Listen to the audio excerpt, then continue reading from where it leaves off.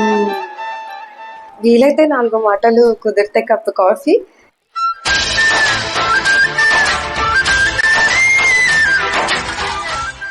ఈ డైలాగ్ మనందరికీ తెలుసు కదా. ఇదెంత కామనో మన ప్రెగ్నెంట్ లేడీస్ అడిగే క్వశ్చన్ కూడా అంతే కామన్. ప్రెగ్నెన్సీలో కాఫీ తాగొచ్చా లేదా? ఈ రోజు మనం ఈ వీడియోలో తెలుసుకుందాము. Hello everyone, this is doctor Rachana, obstetrician and gynaecologist at Keerthi hospital, Nagar, Hanamkonda.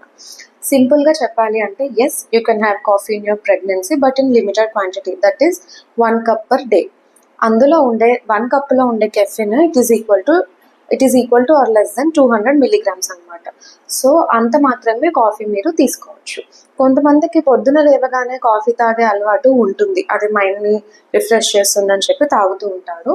But ప్రెగ్నెన్సీలో ఆల్రెడీ ఇండైజెషన్ ప్రాబ్లం ఉంటుంది, దీనివల్ల అది ఎక్కువ అవుతుంది. సో అలా చేయకూడదు.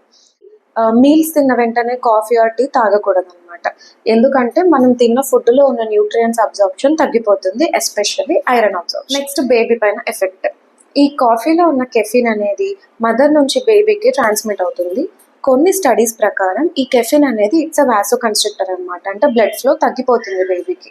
దానివల్ల వెయిట్ ఆఫ్ ది బేబీ తగ్గడము, 9 నెలలు నిండక ముందే డెలివరీ అయిపోవడం, ఇలాంటి ఛాన్సెస్ ఉంటాయి. ఎప్పుడు చాలా caffeine, more than 200 milligrams caffeine me day to day లైఫ్లో ఇంక్లూడ్ చేసుకున్నప్పుడు. So enjoy your single cup of coffee lovers. Tag your coffee lovers and share this video to them. Comment down if you have any queries.